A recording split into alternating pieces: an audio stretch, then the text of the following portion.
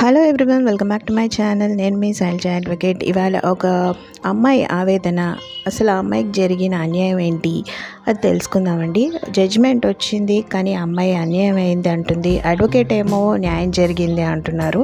అసలు ఈ కథ ఏంటి, ఈ కేసు ఏంటి, జడ్జిమెంట్ ఏంటి అన్నది తెలుసుకుందాం.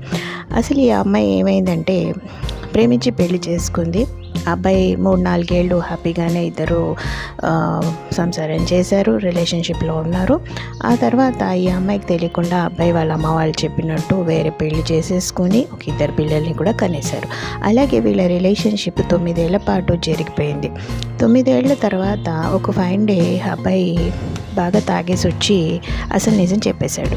చెప్పేసిన తర్వాత ఆ అమ్మాయికి చాలా షాకింగ్గా అనిపించింది. ఇన్నేళ్ళు నా దగ్గర దాచాడు ఈ అబ్బాయి అని చెప్పి ఇమీడియట్గా పోలీస్ కంప్లైంట్ చేసింది. తర్వాత కేసు వేద్దాం అని చెప్పి అడ్వకేట్ దగ్గరికి వచ్చింది. ఇలా జరిగిందండి అని చెప్పగానే అడ్వకేట్ ఏమన్నారంటే, మీరు డైవర్స్ కేసుకోండి, అబ్బాయి ఎలాగో వేరే పెళ్లి చేసుకున్నారు కదా, మీరు డైవర్స్ కేసుకోండి అంటే, లేదు నాకు తర్వాత చెల్లి తమ్ముళ్ళు ఉన్నారు, నేను కలిసి ఉంటానని చెప్పి వేసుకుంటానండి, డైవర్స్ వద్దు నాకు అని. సరే అని కేసు వేశారు.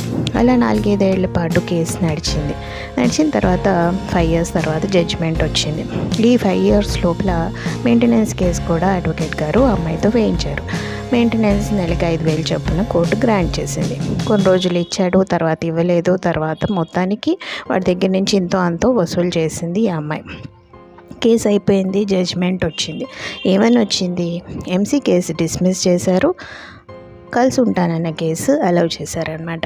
జడ్జిమెంట్ కలిసి ఉండమని చెప్పి ఇచ్చింది. ఈ అమ్మాయి కోరింది అదే కదండి, కలిసి ఉంటానని అడిగింది. జడ్జిమెంట్ కూడా కలిసి ఉండమని ఇచ్చారు. అడ్వకేట్ ఏమో కేసు గెలిచాను అంటున్నారు, కానీ ఆ అమ్మాయికి అన్యాయం జరిగింది అంటుంది అమ్మాయి. సో మీ కమెంట్ ఏంటి చెప్పండి. ఈ అమ్మాయికి జరిగింది న్యాయమా అన్యాయమా? అన్యాయం జరిగింది, కానీ తను వేసుకోవాల్సింది ఏంటి, డైవర్స్ వేసుకోవాలి, కానీ కలిసి ఉంటానని వేసింది కాబట్టి అమ్మాయి కలిసి ఉంటానని. డేవన్ అమ్మాయికి తెలుసు ఆ అబ్బాయి వేరే పెళ్లి చేసుకున్నాడని తెలుసు.